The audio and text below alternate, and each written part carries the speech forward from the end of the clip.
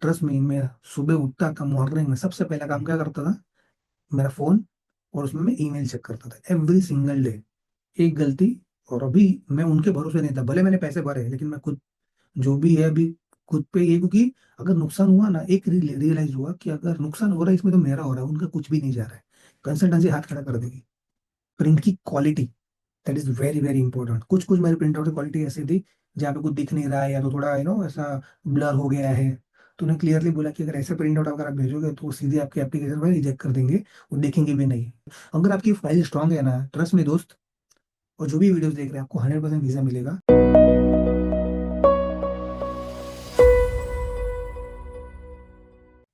Everyone, welcome back to my channel. I hope you guys doing absolutely fine. First of all thank you so much कि आपने मेरे previous बोलो या last बोलो vlog को इतना ज़्यादा पसंद किया, अप्रिशिएट किया।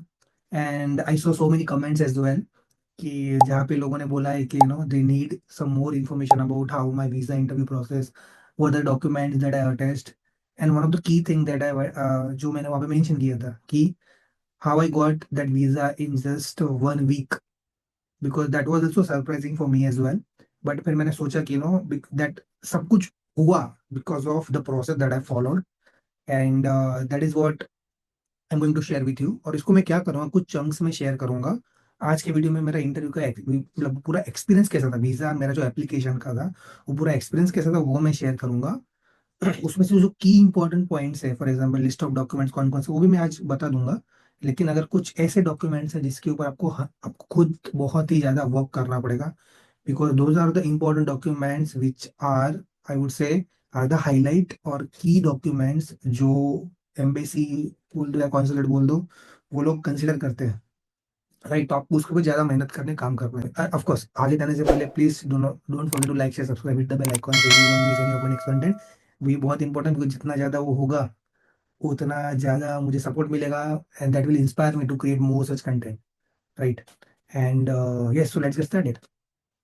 सो फर्स्ट मेरा, आपको अगर बता दूं कि मैंने, हालांकि मुझे मिला है opportunity card, right, previous blog में आपने देख ही लिया कि yes I got my visa. But actually मैंने अप्लाई किया था जॉब सीकर वीज़ा के लिए, और एग्जैक्टली मुझे याद है 2023 अराउंड दिसंबर मंथ में ही मैंने अप्लाई किया था। और अप्लाई किया मैं जॉब सीकर वीज़ा, मैंने टुक मी अराउंड 4 to 5 मंथ्स, और मुझे स्लॉट मिला भी था। जैसे जिस लोगों को पता है कि मोस्टली डायरेक्ट अपॉइंटमेंट नहीं मिलता है, क्योंकि उसकी वेटिंग बहुत ही लंबी है। सो मेरा अगेन वेट लिस्ट में चला गया था, मुझे फेब्रुआरी में स्लॉट मिला था, फेब्रुआरी 2025। बट अनफॉर्चुनेटली वो मेल मैंने मिस कर दिया, क्योंकि जब भी आपका स्लॉट ओपन होता है तो आपको मेल आता है कि आपको 72 आवर्स में स्लॉट बुक करना है, मीन्स आपका अपॉइंटमेंट बुक करना है। पर वो मिस हो गया, because again at that time I was going to some again difficult time, और वो उस टाइम पे मैं 2 3 काम में भी एंगेज हो गया था, तो मैं मिस कर गया। और वही अगेन, उस दिन से मेरा कंसल्टेंसी पे दिमाग घूम गया है, क्योंकि उन्होंने भी मिस कर दिया वो मेल। राइट, बट एनीवे उसके बारे में डिटेल में बात की डेट के साथ मैं आपको बताऊंगा कौन सी डेट पे मेला मेल आया, मिस हुआ, उन्होंने जो जो चीज़ की एक एक डेट के साथ, और मैंने उनसे क्या कमेंट किया वो सब मैं आपको बता दूं कि आप कोई गलती नहीं करो। ठीक है, सो अगेन वो मेल वो मिस हो गया। और आपको बताने की जरूरत नहीं कि कैसा फील हुआ होगा, क्योंकि आई वाज फील, मतलब इतना ज्यादा गुस्सा आया था मुझे सबसे पहले खुद पे भी, कि यार मैंने कैसे मेल मिस कर दिया, और वो भी ऐसे टाइम पे जहाँ पे 6 6 महीने लगता है वेट, मतलब अपॉइंटमेंट मिलने के लिए 6 6 महीने लग जाता है। क्योंकि कैसा रहता है ये, मतलब डिपेंड करता है where you staying. For example Maharashtra में, सॉरी अभी मैं गुजरात में रह रहा हूँ, पहले महाराष्ट्र में रहता था। तो अभी मैं अगर रह रहा हूँ अभी फिलहाल गांधीनगर गुजरात में, तो मेरा नियरेस्ट कॉन्सुलेट कौन सा आता है, Mumbai. So there are few consulates in India. Right, one is rank is Mumbai, then Delhi, then Kolkata और चेन्नई। कोलकाता चेन्नई में है I guess, and there is one more, I am not sure, but yes the list वो हमको website पे मिल जाएगा, हम लोग चेक करेंगे अभी। राइट, सो मेरा मुंबई आता है, तो मुंबई में बहुत टाइम लग जाता है। तो अगेन अगर आप देखो तो दिसंबर जनवरी फरवरी मार्च, तो ऑलमोस्ट 4 1 महीने लग गए मुझे मिलने के लिए। मिल गया बट मिस हो गया। राइट, और फिर वापस वो वेट लिस्ट में चला गया। अब कुछ नहीं कर सकता, आपको वेट ही करना है। सो वेट करते करते फिर अपॉर्चुनिटी कार्ड ऑलमोस्ट एक साल से चल रहा था, बात कि अपॉर्चुनिटी कार्ड आने वाला है। The best part of opportunity card is कि जॉब सीकर वीजा 6 महीने का है, अपॉर्चुनिटी कार्ड 1 ईयर का है। जॉब सीकर में आप पार्ट टाइम जॉब नहीं कर सकते हो। अपॉर्चुनिटी कार्ड में you can work 20 hours per week. So these are the two major difference. So opportunity आने वाला था, और उन्होंने आई थिंक अनाउंस किया कि वो अपॉर्चुनिटी कार्ड लॉन्च कर रहे हैं। लॉन्च की डेट भी आ गई थी। और जब उन्होंने डेट अनाउंस की, उसके बाद I think it is make sense कि जॉब सीकर वीजा और अपॉर्चुनिटी दोनों ultimately job job seeker visa और अपॉर्चुनिटी दोनों सेम ही है, सिर्फ opportunity is upgraded version of job seeker visa. So उन्होंने फिर जॉब सीकर वीजा का कैटेगरी बंद कर दिया। मुझे मेल भी आया कि ये वीजा कैटेगरी बंद हो गया है, तो बेटर है कि आप अपॉर्चुनिटी कार्ड में अप्लाई करो। आपको ये भी बात बता देता हूँ कि ये भी चीज़ मेरी कंसल्टेंसी मुझे पहले नहीं बताई, मुझे बाद में बताई। हालांकि मुझे मेल आया था, मैंने सोचा यार ये मेल, मतलब मैं सोचा, उसके बाद उस पॉइंट से मैंने रिसर्च करना वापस चालू कर दिया। और तब जाके मैंने कंसल्टेंसी से बात की और उन्होंने मुझे बताया कि हाँ वो बंद हो गया, तो हमको वापस अपना एप्लीकेशन फाइल करना पड़ेगा और वापस वो वेट लिस्ट में जाएगा। सो क्या अपॉइंटमेंट, मतलब वो एप्लीकेशन फाइल करना is not a big deal. वो बहुत छोटा प्रोसेस है। बड़ा प्रोसेस है जब अपॉइंटमेंट मिलने में, जब आप एक्चुअली वीजा एप्लीकेशन फॉर्म भरते हो, that is lengthy, right. So again गया उसमें, लिस्ट में गया, वेटिंग लिस्ट में चला गया, और अपॉइंटमेंट आया मुझे अराउंड आई गेस सितंबर में। मुझे आया मेल की स्लॉट्स आर ओपन। और मैं ट्रस्ट में, मैं सुबह उठता था, मॉर्निंग में सबसे पहला काम क्या करता था, मेरा फोन, और उसमें मैं ईमेल चेक करता था एवरी सिंगल डे। एक गलती, और अभी मैं उनके भरोसे नहीं था, भले मैंने पैसे भरे लेकिन मैं खुद, जो भी है अभी, खुद पे ये, क्योंकि अगर नुकसान हुआ ना, एक रियलाइज हुआ कि अगर नुकसान हो रहा है इसमें तो मेरा हो रहा है, उनका कुछ भी नहीं जा रहा है। कंसल्टेंसी हाथ खड़ा कर देगी, है ना। सो ये हो गया। अभी सबसे बड़ा पॉइंट ये है कि जब मैंने ये मतलब जैसे मेरा अपॉइंटमेंट आया, तो मुझे मिल रहा था सबसे नियरेस्ट अपॉइंटमेंट अक्टूबर का, राइट। सितंबर में ओपन हो, लेकिन नवंबर में एक भी स्लॉट थे नहीं। तो अक्टूबर में मुझे, आई थिंक फर्स्ट वीक में मुझे स्लॉट मिल गया 7, बट मैं देख लेता हूँ, मेरा मुझे मिला था 8 अक्टूबर को मुझे स्लॉट मिला था। सो मैंने अपॉइंटमेंट ले लिया, जो कि था जर्मन कॉन्सुलेट का, नरीमन पॉइंट। बट नाउ इस पूरे पॉइंट ऑफ में मैं फुल प्रिपेयर करना चालू कर दिया, कौन कौन से डॉक्यूमेंट लगेंगे, बहुत सारे यूट्यूब वीडियोस भी कंज्यूम करना चालू कर दिया, और मैं अपनी डॉक्यूमेंटेशन प्रिपेयर करना चालू था। बीच में मुझे ऐसा अपडेट आता है, बीच में मुझे ऐसा अपडेट आता है कि भाई अराउंड आई गेस, मतलब अक्टूबर, 1 अक्टूबर के पहले, कि मेरा जो अपॉइंटमेंट था वो चेंज हो चुका है फ्रॉम जर्मन कॉन्सुलेट मुंबई से वीएफएस मुंबई, राइट। तो अभी मुझे जाना है वीएफएस ऑफिस में, पहले मुझे जाना था कॉन्सुलेट में, राइट। तो ये एक मेजर अपडेट था। और मुझे लगा यार कुछ गलती तो नहीं, कुछ स्पैम मेल तो नहीं, तो मैंने वेरीफाई भी किया, डिटेल भी पढ़ा, तो वो बात सही थी कि एक्चुअली उन्होंने मेरा अपॉइंटमेंट शिफ्ट कर दिया जर्मन कॉन्सुलेट से वीएफएस। सो अल्टीमेटली ये दोनों साथ में काम करते हैं, लेकिन मोस्टली जो ये वीजा एप्लीकेशन है, वो डायरेक्टली आप कॉन्सुलेट में ही जाते हो और वहीं पे आपको जाना होता है। ये नॉर्मल प्रोसेस है कि आपको एप्लीकेशन फाइल करना है, अपॉइंटमेंट लेना है, कॉन्सुलेट में जाना है, वहाँ पे आपको डॉक्यूमेंट पूरा प्रिपेयर करके जाना है। ये आपने ऐसे बहुत सारे वीडियोज में देख भी लिया होगा। और फिर आपको जाना है, वहाँ पे आपका इंटरव्यू होगा, जर्मन मतलब कोई एक रिप्रेजेंटेटिव होगा कॉन्सुलेट में से, वीजा वीजा ऑफिसर, और आप सामने बैठे होंगे तो आपको क्वेश्चंस पूछेगा कि क्यों जाना है, what is your purpose, based on documents और बेस्ड इन योर एसओपी और योर मोटिवेशन लेटर और कवर लेटर। सो मेरे दिमाग में यही प्रोसेस घूम रहा था एक्चुअली। सो मैं इसी प्रोसेस से मैं सोच रहा था, प्रिपेयर कर रहा था। तो जैसे ही मेल आया ना, तो मुझे लगा कि ये सेम प्रोसेस शायद वीएफएस में भी सेम प्रोसेस फॉलो होगा। तो मैं तो पहुंच गया वीएफएस में ऑन द डेट ऑफ 8 अक्टूबर। और फिर वहां पे जाके मुझे जाना था, मतलब मैं पहुंच गया वीएफएस ऑफिस। पहुंचने के बाद वो आपको व्लॉग देखोगे, आपको पता है उसमें है ही कि मैं वीएफएस ऑफिस गया था। और जाने के बाद फिर मैं ऊपर गया वहां पे। एक चीज मैंने जो वहां पे की, इज कि मैंने वहां पे वीएफएस में एक प्रीमियम पैकेज लिया था। मतलब कि आपका वीजा जो अ, मतलब वीएफएस में जो नॉर्मल आप जाते हो, राइट, तो आप जो अपॉइंटमेंट लेते हो तो that is a normal Q. जब आप प्रीमियम वीएफएस की प्रीमियम सर्विस लेते हो तो उसमें there will be a VFS representative which can help you to organize all your documents. And there are other facility as well. आपको ऊपर separately अगर कुछ डॉक्यूमेंट्स मिसिंग है, कुछ प्रिंट आउट चाहिए, कुछ भी चाहिए, तो आपको लेके देंगे। अदरवाइज नीचे के अगर नॉर्मल, इसमें ऐसा होता है कि आप अगर जाओ तो आपको कुछ प्रिंट चाहिए, फोटोज चाहिए, कुछ भी चाहिए, आपको मिल जाएगा, लेकिन उसके लिए एक्स्ट्रा पे भी करना पड़ेगा। That's cost is really very high. So मैंने बोला यार ले लीजिए, क्योंकि डिफरेंस सिर्फ 2,000 रुपये का था। यस। कॉन्सुलेट का फीस अगर मैं देखूँ तो अराउंड 7,000 के आसपास आता है। 7,000। Yes, near about 7,000। और यहाँ पे मुझे कुछ 2-2,500 रुपये एक्स्ट्रा भरने पड़े। और प्लस 1,500 रुपये के आसपास, 1,500 रुपीज़ के आसपास फॉर फॉर SMS सर्विस और कुरियर सर्विस, क्योंकि मुझे पासपोर्ट मेरे घर पे चाहिए था, मैं वापस लेने नहीं आने वाला था, तो फॉर दैट। तो 1,500 रुपये तो वैसे ही भरना ही है आपको। तो जो ऊपर का 2-2,500 रुपये कुछ तो भी था, आई एम नॉट श्योर, ज़्यादा नहीं है, 2,000 समथिंग है। आई वुड हाईली रिकमेंड कि आप सर्विस लो। कंसल्टेंसी को पे करने से अच्छा यहाँ पे वो पे करो, इट इज़ वर्थ। ट्रस्ट में, इट इज़ वर्थ। क्योंकि जब मैं एक्चुअली ऊपर गया, राइट, तो उनकी अलग ही क्यू होती है और अलग ही सेपरेट सेक्शन होता है जहाँ पे आप जाते हो। तो वहाँ पे गया, मुझे लिस्ट ऑफ डॉक्यूमेंट्स मिले, वहां पे जाके मुझे पता चलता है कि एक्चुअली मेरा इंटरव्यू नहीं होगा। सो 1 अक्टूबर से ये नियम आ गया था। They have created a new rule कि अभी से जितने भी एप्लीकेशन आएगी, चाहे स्टूडेंट की हो या अपॉर्चुनिटी आ गया दूसरे वीजा भी, वो जर्मन कॉन्सुलेट डायरेक्टली नहीं लेगा। Maybe they want to speed up the process, this is the one reason which I got to know, कि स्पीड अप द प्रोसेस। तो VFS क्या करती है कि वो सारे एप्लीकेशन वो पूरे कलेक्ट करेंगे आपसे, एप्लीकेशन का बंडल अप करेंगे, और वो एप्लीकेशन बंडल अप करके वो भेजेंगे कॉन्सुलेट में। सो अगेन वही, आप डायरेक्टली कॉन्सुलेट में जो करने वाले थे वही आपने VFS में किया, राइट। तो आप बोले कि भाई इंटरव्यू कैसे होगा फिर।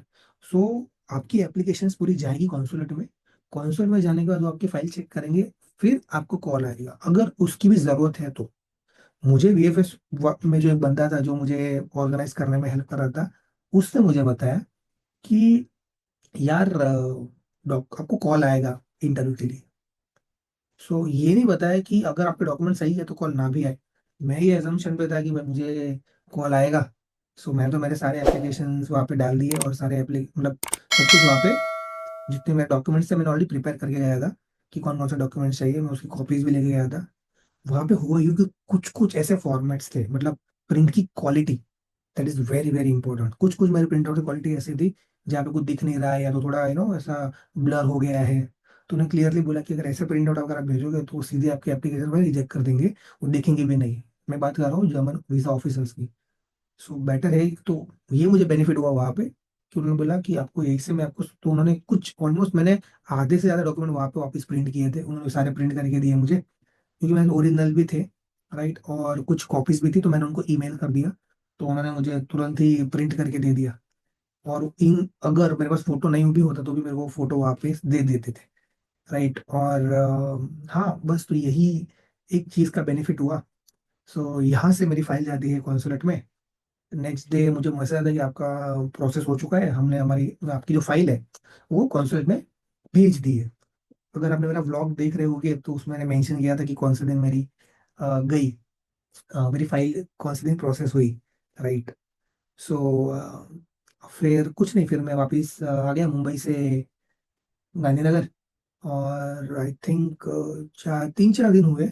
और आई एग्जैक्टली रिमेम्बर कि 14th ऑफ अक्टूबर, 14th अक्टूबर को शाम को मुझे मैसेज आया कि आपका, मतलब वो मुझे मैसेज आते रहते थे कि आपका VFS से कॉन्सर्ट में गया है, कॉन्सर्ट से कॉन्सर्ट में फिर वो असाइन हो गया है, ऐसा करके कुछ ट्रेल मेल आया था मुझे, मतलब ट्रेल मैसेजेस आ रहे थे और मेल भी आ रहा था मुझे। अभी 14th अक्टूबर को शाम को मुझे मैसेज आता है कि पासपोर्ट आपका पासपोर्ट कॉन्सुलेट से, आपकी एक्चुअली आपकी फाइल, नॉट पासपोर्ट, कॉन्सुलेट से VFS ऑफिस जा चुकी है। मैंने बोला ये क्या हुआ है, कोई कॉल भी नहीं आया। और just to let you know कि during this process in VFS I met few people as well, जो एक एक अपॉर्चुनिटी कार्ड वाला भी था और कुछ स्टूडेंट वीजा के लिए भी अप्लाई कर रहे थे। तो उनको कॉल्स आने चालू हो गए थे, और उसमें से कुछ लोगों के फाइल रिजेक्ट भी हो गए थे बिकॉज ऑफ सम रीजन। और जब मैंने उन्होंने मुझे फोन भी किया था कि मेहुल भाई मुझे ऐसा कॉल आया है, ऐसा ऐसा इंटरव्यू भी हुआ था, और मैं तभी उनको बताया कि ये थोड़ा डाइसी लग रहा है, शायद रिजेक्शन होने के चांसेस है। बिकॉज है कुछ पॉइंट्स है, उसके बारे में अलग से एक वीडियो बनाएंगे, क्योंकि उसमें तो मेरा मास्टरी हो गया अभी, आई कैन से दैट, क्योंकि इतना एक्सपीरियंस है अभी इस चीज में। फिर आई थिंक 15 अक्टूबर को मुझे लगा यार अभी, मुझे लगा आज कॉल आएगा, मुझे ऐसा लगा कि अभी कॉल आएगा मुझे शायद। तो कोई कॉल नहीं आया। 15 को शाम को एग्जैक्टली मुझे याद है, मुझे मैसेज आया कि आपका पासपोर्ट डिस्पैच हो चुका है।